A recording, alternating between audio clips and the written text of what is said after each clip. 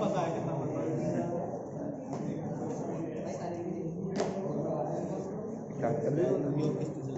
हटा दिए पड़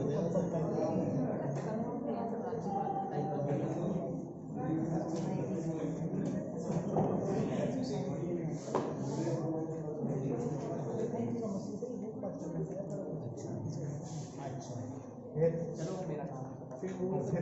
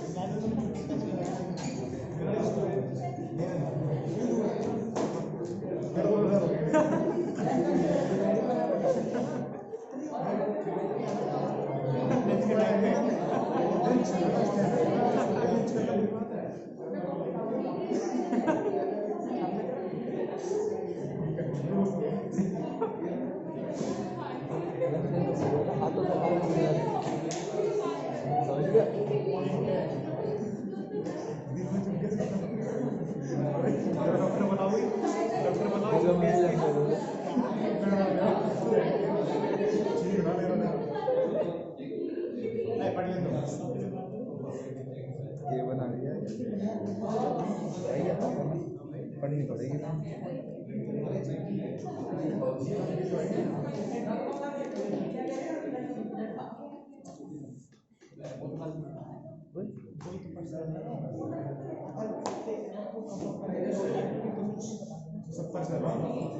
ये तो भी एवरेज आएगी हमारी बी नोट क्या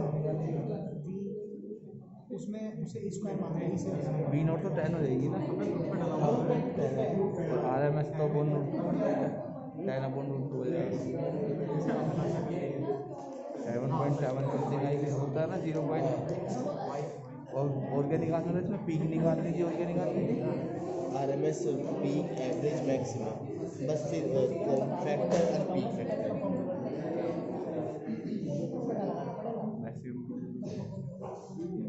ये 3 डिफरेंट टाइप के वेवफॉर्म्स मैंने डिजाइन किए हैं।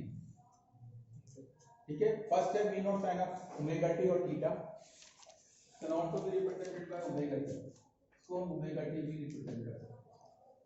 ठीक है, सेकंड है v equal to v naught sin of omega t minus phi और थर्ड इक्वेशन है आपकी v equal to v naught sin omega t plus phi.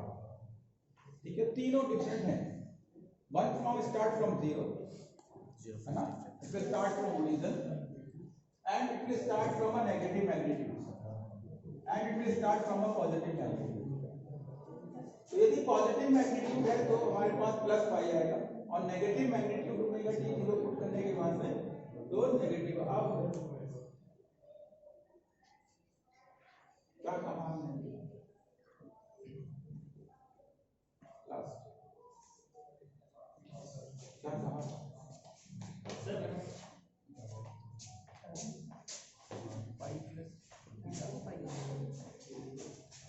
ये नाउ लुक इक्वेशन यदि v equal to v naught sin of theta है या omega t तो आपकी ये इक्वेशन डिजाइन हो जाएगा, ये वेवफॉर्म बन जाएगा। ठीक है, और यदि इक्वेशन हमारी v equal to v naught sin of omega t minus phi होगा तो it will start from the negative magnitude. ये नेगेटिव मैग्नीट्यूड है, पॉजिटिव मैग्नीट्यूड, तो यहां से स्टार्ट होगा। इस वाली कंडीशंस में हम इसको कहते हैं लैगिंग। तो जब फेज डिफरेंस माइनस होगा तो नीचे चलेंगे और जब डिफरेंस प्लस होगा तो ऊपर जाएगा। ठीक है, तो जब भी आपकी इक्वेशन बनेगी तो इसको कहते हैं लैगिंग। ठीक है, तो अब यदि थर्ड इक्वेशन देखें तो will start from a positive magnitude, तो ये आपका फेज डिफरेंस पॉजिटिव है। ठीक है, तो फेज डिफरेंस पॉजिटिव उसको बोलेंगे हम लीडिंग। तो ये तो सर सारे सिमेट्रिकल ही हुए, सब सिमेट्रिकल वेवफॉर्म है, अनसिमेट्रिकल कुछ नहीं होगा। ठीक है, तो one start from origin, another start from negative magnitude, another start from a third start from a positive magnitude. जो पॉजिटिव मैग्नीट्यूड स्टार्ट होगा उसको हम लीडिंग कहेंगे, प्लस पाई आएगा।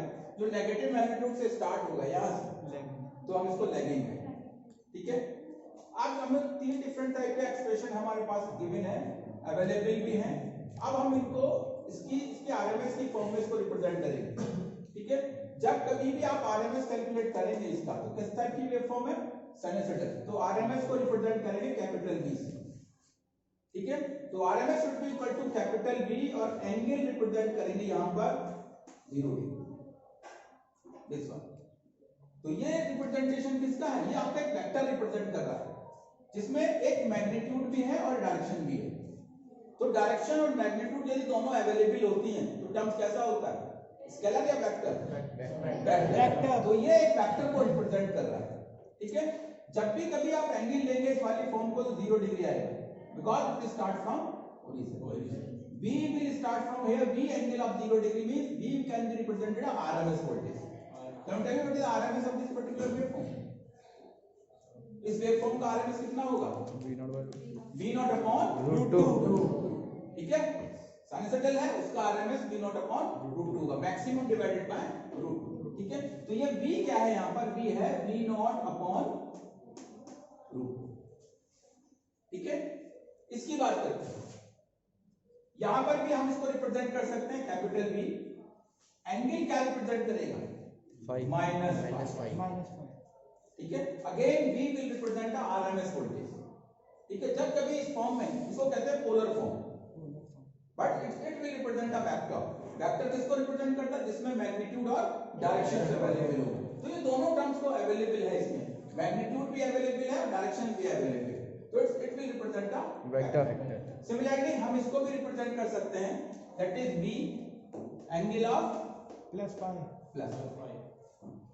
ठीक है, लेकिन ये जब कभी इस फॉर्म में लिखेंगे, न्यूमेरिकल में इसी फॉर्म में दिया होगा, तो हमेशा ये क्या होगा, आरएमएस। आपके पास कितने टाइप के वोल्टेज हैं, आपके पास है V0, V एवरेज और V आरएमएस। ठीक है, आप इसका रेशियो बता सकते हैं कौन सबसे बड़ा होगा, V0,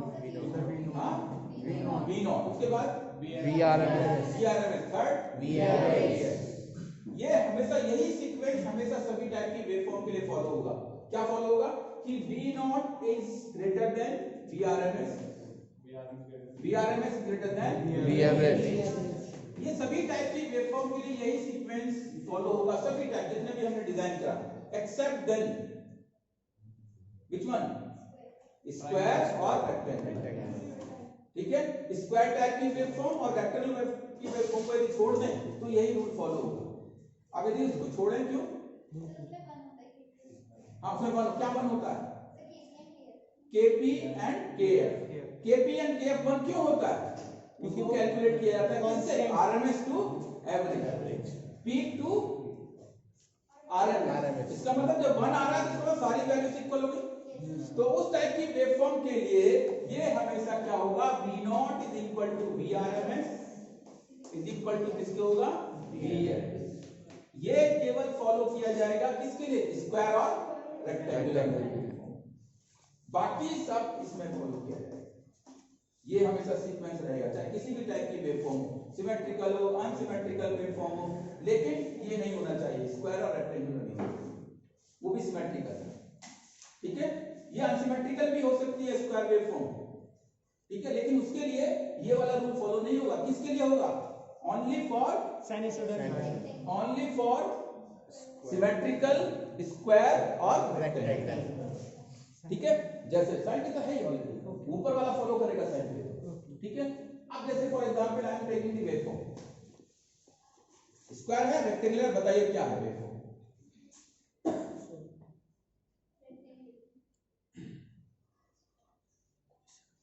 क्या वेवफॉर्म है, हाँ दिखने में रेक्टेंगुलर लग रहा है तो रेक्टेंगुलर ही है। सिमेट्रिकल है, सिमेट्रिकल। इस टाइप की वेवफॉर्म के लिए ये रूल फॉलो नहीं होगा यहाँ पर, ये केवल सिमेट्रिकल के लिए होगा, स्क्वायर और रेक्टेंगुलर। तो किस टाइप की वेवफॉर्म के लिए होगा, ये वाली वेवफॉर्म के लिए।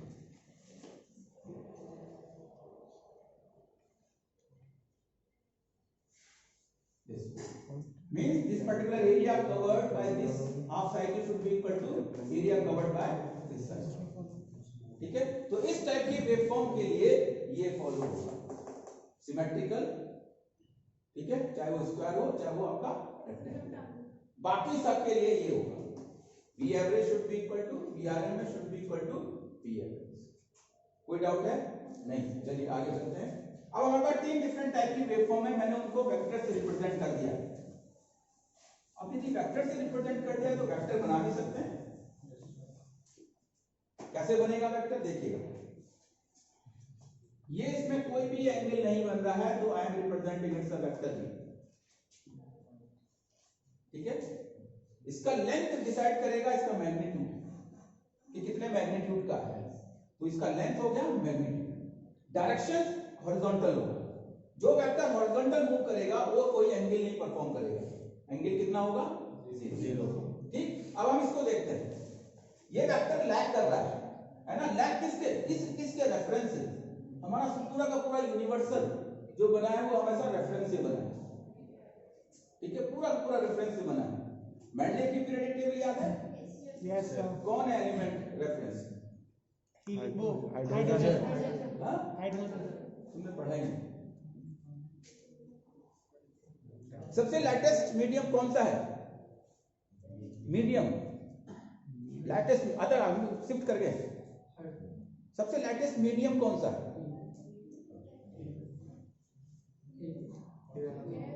एयर। सबसे लाइटेस्ट मीडियम कौन सा है? एयर। एयर हमारा रेफरेंस है।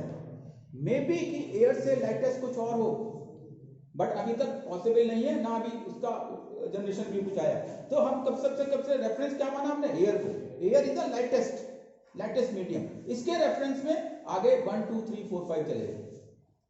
एयर का रिलेटिव कितना होता है? 1 है। यदि हम वाटर को लेंगे तो बढ़ जाएगा, है ना। किसके रिस्पेक्ट में बढ़ रहा है? एयर। तो एयर रेफरेंस हो गया ना, हर चीज एक रेफरेंस से बना। ऐसी मेंडलेव की पीरियोडिक टेबल भी रेफरेंस से बनी। वो एलिमेंट कौन सा है जिसका एग्जैक्ट वेट एग्जैक्ट वो मालूम है आपको? हाइड्रोजन तो पहला है, उसको सबसे लाइटेस्ट रखा है आपने। कौन है? हाँ, carbon is the reference element. Carbon से लाइटेस्ट जो है उसको हाइड्रोजन कह रहे हैं। ठीक है, उसके हिसाब से फिर वो पूरी की पूरी मेंडलेव टेबल आपकी सेट की गई है। तो carbon is the reference. Carbon से हैवीएस्ट उसके बाद आया, कार्बन से लाइटेस्ट उससे पहले आ गया। तो पूरा का पूरा यूनिवर्सल रेफरेंस से बना। हमने कहा ये छोटे हैं। छोटे का मतलब कोई तो रेफरेंस होगा, तभी तो आपने कहा छोटा है। हमने कहा ये बड़े हैं। बड़े कैसे? हाइट में बड़े हैं, कोई रेफरेंस तो होगा तभी तो माना आपने बड़े हैं। तो इट मींस हर चीज हमारे साथ रेफरेंस, छोटा बड़ा मोटा पतला सब एक रेफरेंस है। पूरा का पूरा यूनिट से रेफरेंस से चलता है। केजी की डेफिनेशन पता है? केजी 1 केजी किलोग्राम 1000 ग्राम। 1 किलोग्राम तो कुछ नहीं है, बहुत कुछ भी कह लेते हैं। कन्वर्जन यूनिट ना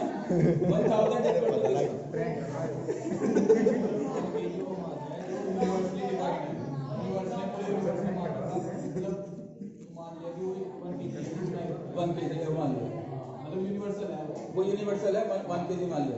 आपको पता है केजी की डेफिनेशन 3 बार चेंज हुई है। 3 बार। थर्ड टाइम अब चेंज हुआ है अप्रैल 2000 से, नाउ ऑनवर्ड्स। उससे पहले क्या था? सबसे पहले डेफिनेशन क्या थी केजी की? सबसे पहले डेफिनेशन थी जो आपका वाटर है, प्योर वाटर 1000 ml जो वाटर है pure water, it should be equivalent to 1 KG. ठीक, उसके बाद में एक 1 सेंचुरी तक रही वो डेफिनेशन। 1890 के आसपास से चेंज हुआ डेफिनेशन। अच्छा, ये बहुत अच्छा क्वेश्चन है, क्यों चेंज हुआ? आपको मालूम है? देखो आप डाइवर्ट कर दिया तो थोड़ा सा सुनना पड़ेगा, डेंसिटी है ना। ऐसा इसका मालूम मतलब 1 HP 1 हॉर्स पावर, है ना। 1 horse power should be equal to which one? 746 watt, है ना। 746 वाट। ये कब का है? 18s का। 18th सेंचुरी में, अभी तक ये चल रहा है। नाउ जब भी कभी अभी रिसर्च होता है, जब भी कभी कैलकुलेशन होती है वोल्टेज में, तो ये चेंज हो गया है।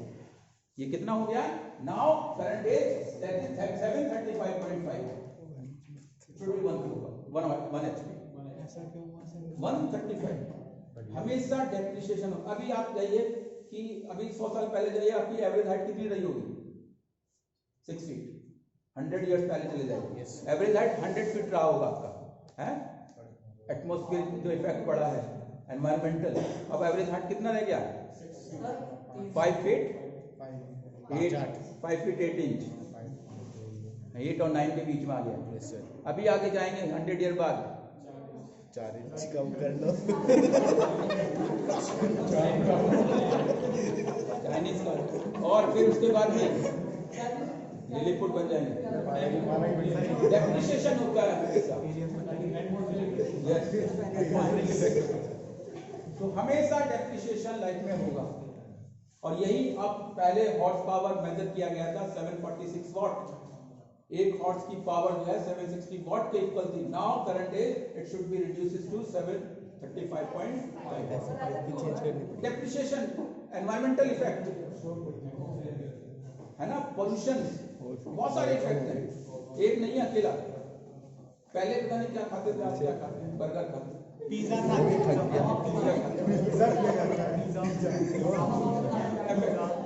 आपको पता है यूएसए यूके में कोरोना इफेक्ट क्यों डेवलप हुआ ज्यादा? जंक फूड ज्यादा है।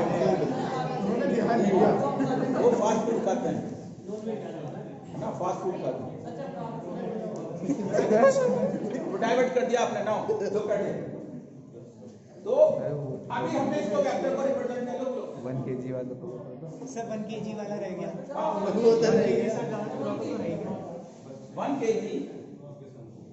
उसके बाद 1890 के आसपास फिर डेफिनेशन चेंज हुआ। फिर उसमें कोई एक स्पेसिफिक मटेरियल है जो कि लंदन में रखा हुआ उसके म्यूजियम में, कोई स्पेसिफिक मटेरियल, नाम मुझे नहीं याद आ रहा है उसका, वो स्पेसिफिक मटेरियल है। उस मटेरियल का स्पेसिफिक डायमेंशन है कि इतना हाइट है, इतना वेट है, उसका इतना एंगल बना हुआ है, उसके जो वेट है आपका that is should be equal to 1 kg। Sir ऐसे ही कुछ ही रॉड भी रखी हुई है वहाँ पर, कि रॉड भी 1 मीटर जो हम मानते हैं। बिल्कुल बिल्कुल सारा, वो भी सब रेफरेंस हो गया। अब थर्ड डेफिनेशन चेंज हुआ एनर्जी से, एनर्जी के टर्म में रिप्लेस किया गया। ठीक है, पैकेट होता है ना एनर्जी का, तो उनके कुछ पैकेट्स को 1 kg कहा गया।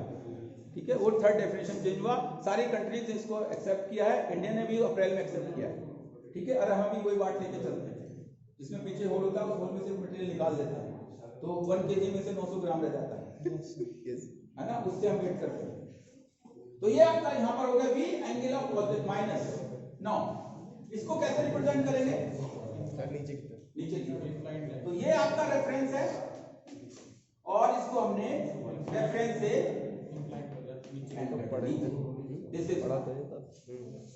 ठीक है। जब रेफरेंस से क्लॉकवाइज मूव करेगा, रेफरेंस से जब क्लॉकवाइज मूव करेगा तो कहेंगे लैगिंग। ठीक है, और साइन कैसा लेंगे?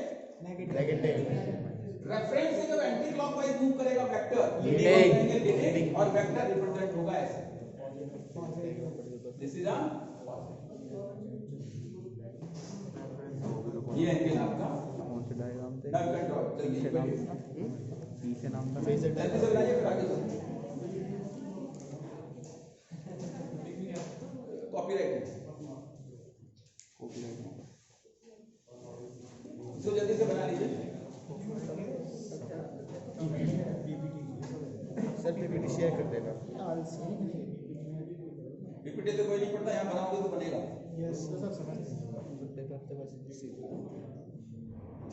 उसके बाद फिर हम आगे मूव करते हैं। जो मेन टर्म्स हमारा है कि हम इन टर्म्स को कैसे यूज करेंगे।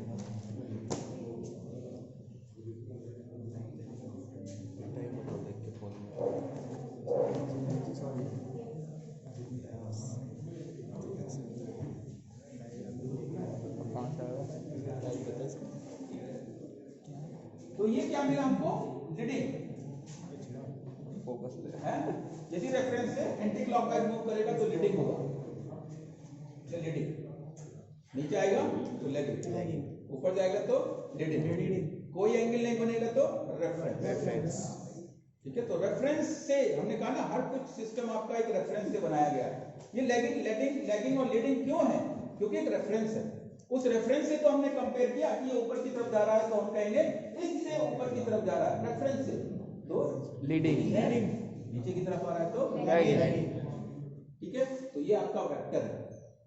इस वेक्टर को दूसरी तरह से भी प्रेजेंट किया जा सकता है। वो कैसे?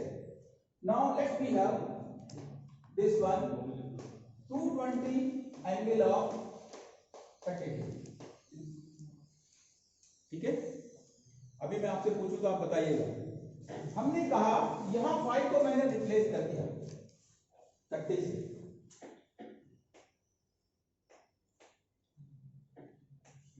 ये 30 डिग्री, तो कितना डिग्री पर लैग कर रहा है? 30 डिग्री। 30। क्या ये इक्वेशन सही लिखी है? इक्वेशन सही लिखी है, गलत लिखी है? कौन सा वाला? दिस वन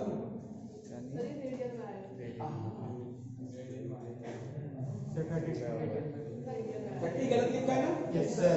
30 गलत इसलिए लिखा है क्योंकि ओमेगा टी क्या है? रेडियन में से रेडियन ही सब्ट्रैक्ट हो सकता है, ऐसा नहीं कि रेडियन में से डिग्री सब्ट्रैक्ट हो जाएगा। ठीक है, तो it means that should be equal to which one? 5/6।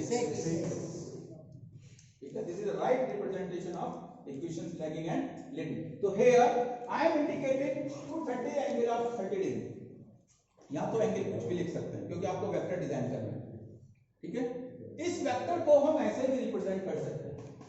This is a cos of phi plus a operator j, चलिए j अभी नहीं लेते हैं, ऑपरेटर i ले लेते हैं, a sin of, ऐसे लिख सकते हैं नहीं? Yes sir. हैं? Real and imaginary. Real and imaginary also will represent a vector. उसका रियल फैक्टर कितना है, इमेजिनरी फैक्टर कितना है। और इसलिए इसको इसलिए लिख सकते हैं क्योंकि any vector can be resolved into two components, horizontal and vertical will represent a iota, imaginary part हो जाता है, और नीचे माइनस आई, पॉजिटिव नेगेटिव। हाँ, ये पोलर फॉर्म में लिखा है, दिस इज पोलर फॉर्म। ठीक है, कॉम्प्लेक्स फॉर्म का, बट से पोलर फॉर्म ऊपर वाला। ठीक है, तो ये polar form can be represented into a complex form. That particular complex can also represent a vector. ठीक, ए क्या है? ए क्या है? ए है आपका ये। फाई क्या है? फाई है एरिया। तो क्या वैल्यू पुट नहीं कर सकते हैं आप? देखिए कितना मिलेगा? It should be equal to 220 cos of 30 degree plus iota 220 into sin of 30 degree. ठीक है, तो you can represent it here cos 30 √3/2, it means that is 110 under √3, right, plus 1/2 iota 110. This is a complex representation. ये complex नहीं है, ये एक vector है। क्यों वेक्टर है? क्योंकि हमने एक वेक्टर को दो कंपोनेंट में रिजॉल्व कर लिया, और किसी भी वेक्टर को we can resolve into two different component, horizontal and vertical. तो वही हमने यहां रिप्रेजेंट किया। This is the real factor and this one is the imaginary. Clear हो गया? Now in our electrical systems ये iota cannot be there in our electrical system. Iota can be replaced by J. Now the operator will change. ठीक है, in our electrical system operator will change. So which one? This is 110 under √3 plus operator J into 110. This is a complex form और एक vector form. ठीक है, तो यहां से अब आपको क्लियर हो गया है कि कैसे रिप्रेजेंट करना है, उसको कैसे कन्वर्ट करना है, उसका वाइस वर्सा भी कर सकते हैं। यस, ठीक है, यदि ये गिवन है तो यहां से हम यहां तक पहुंच सकते हैं। ठीक है, क्लियर हो गया? यस। बताओ 220 है, 220 है, बताओ यहां v नॉट कितना होगा? 220 नहीं आया, यहां 220 है, मैंने कहा ना, इसको हम इससे भी रिप्रेजेंट कर सकते हैं। तो यहाँ पर क्या आया V0 220 बाय रूट 2। 220। अच्छा आप कंफ्यूज कर रहे हो क्यों? मैंने क्या कहा थोड़ी देर पहले, ये क्या है? RMS। ये क्या है? RMS। तो ये क्या है? RMS। ये क्या है? अरे ये पीक। हमें पीक रखना है। RMS गिवन है 220 रूट 2 अंडर रूट 2। ठीक है, तो peak value should be equal to which one?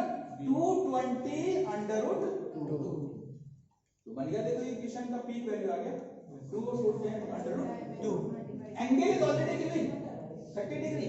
ये रहा बाय बाय 6 हो गया। रिवर्स भी हो सकता है, फॉरवर्ड भी चल सकता है। कोई डाउट है? No sir.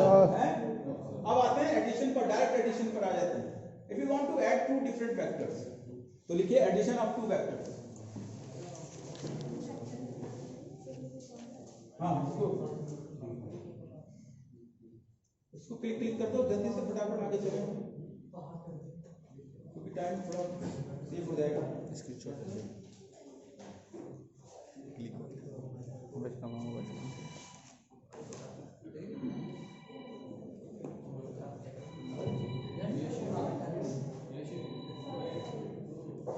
क्या है एडिशन ऑफ टू वेक्टर्स?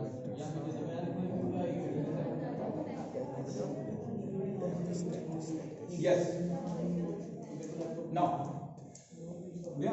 मैं इसको रिमूव कर रहा हूं, ठीक है? Addition of two vectors,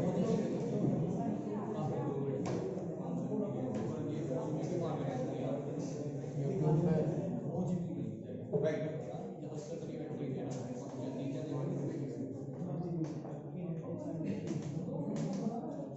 addition, ठीक है, कैसे ऐड करते हैं देखिए। हमारे पास दो मेथड्स हैं ऐड करने के, ठीक है? जो भी आपको इजी लगे उसको आप अडॉप्ट कर लीजिएगा, दोनों ही इजी हैं। तो सबसे पहले हमारे पास एक वेक्टर है, this is V1 will be equal to 100 angle of 30 degree, ठीक है?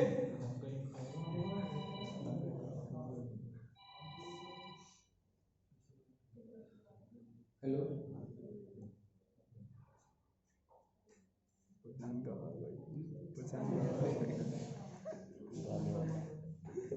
शोरूम से बात कर रहा हूं, क्योंकि यहाँ अलग शोरूम चला खोला हुआ है। तो V1 हमारे पास पहला वेक्टर है 100 एंगल ऑफ 30 डिग्री, ठीक है? हमारे पास दूसरा वेक्टर है, वोल्टेज का दूसरा वेक्टर है, वो है, हम ऐसा ले लेते हैं, दिस इज 80 और दिस इज 60, ठीक है? ताकि थोड़ा इजी पड़ जाएगा कैलकुलेशन में। इट्स एंगल ऑफ -60, ठीक है? ये हमने दो वेक्टर लिखे, इन दो वेक्टर को ऐड करना है। ऐड कैसे करेंगे? Addition means resultant will be equal to this one, resultant will be equal to this is V1 का वेक्टर प्लस V2 का वेक्टर, ऐसे तो ऐड करते हैं। Yes sir. Bar will represent the addition, ठीक है? मींस वेक्टर, ठीक है? चलिए अब आगे चलते हैं। V1 पहले ड्रॉ कर लें V1 को। तो पहला मेथड है, ये पहला मेथड है, पहला मेथड है आपका, we want to draw the vector. पहला वेक्टर को ड्रॉ करना है, कितना मैग्नीट्यूड है? 80 एंगल कितना है? प्लस 30 प्लस 30 30 का मतलब है एंटी क्लॉकवाइज। Anti clockwise. तो ये हमारे पास पहला वेक्टर मिला, मैग्नीट्यूड इज 80 और एंगल कितना मिला? 30 डिग्री। ठीक है सर, ये तो आरएमएस वैल्यू है ना, 80 रूट 2 आना चाहिए ना, पीक वैल्यू मैग्नीट्यूड में आएगी ना। नहीं, जरूरी नहीं है, तो कोई भी ले सकते हो। आरएमएस है तो आरएमएस को रिप्रेजेंट कर दिया, पीक है तो पीक को रिप्रेजेंट कर दिया, ठीक है? क्लियर हो गया? नाउ सेकंड वेक्टर बनाते हैं।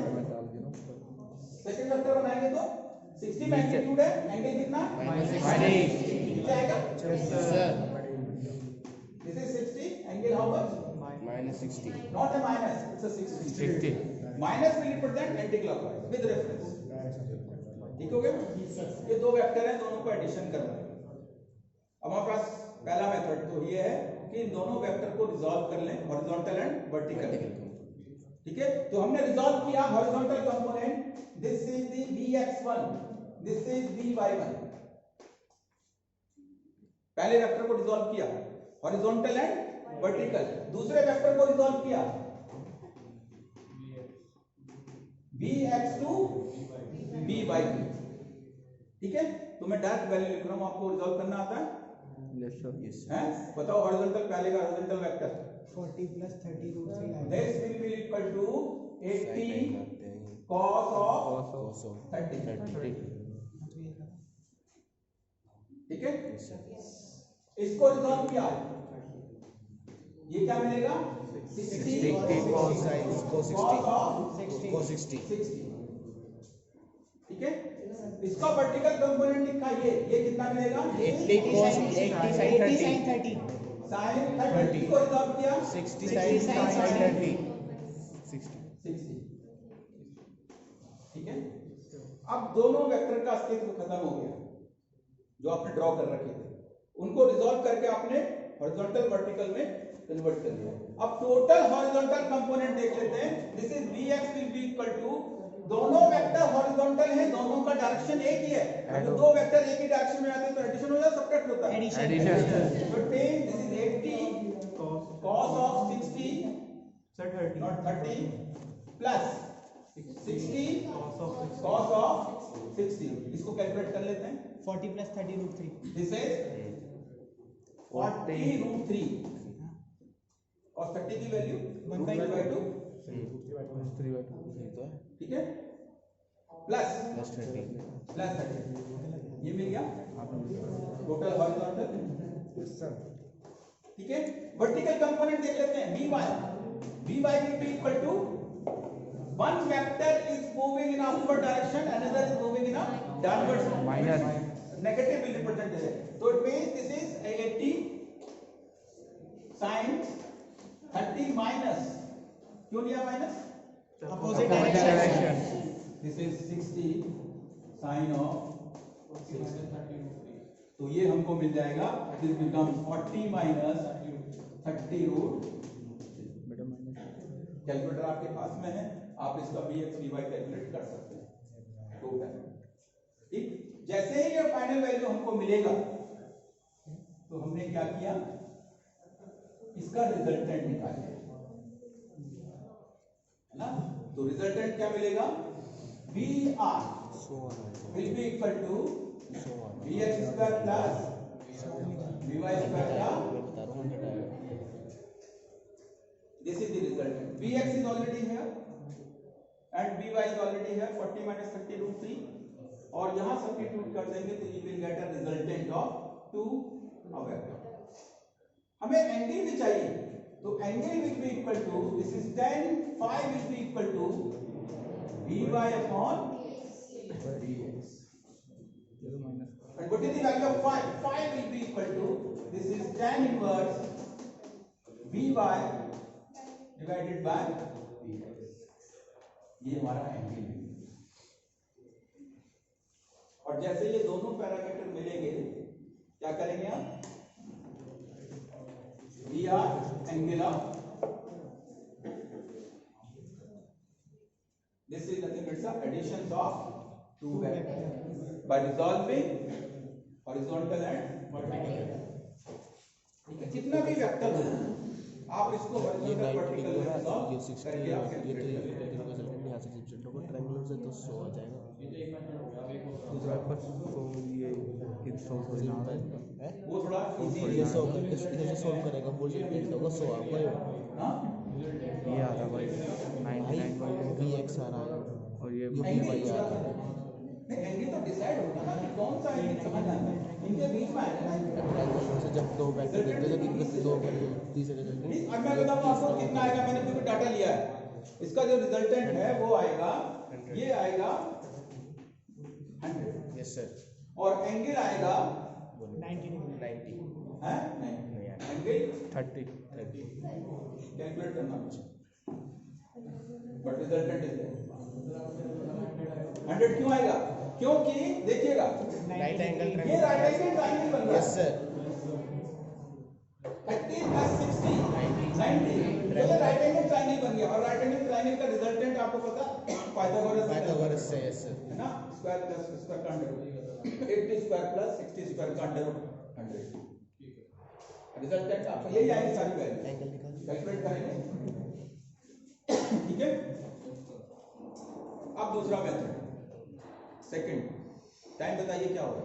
सर टाइम 5 बजने में 10 मिनट हो जाए। नाउ सेकंड मेथड देखिए,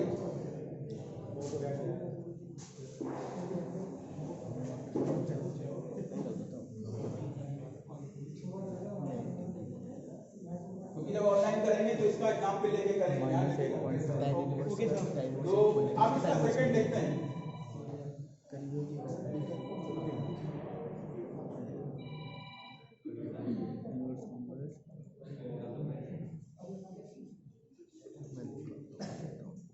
देखिएगा 80 एंगल कितना था 30।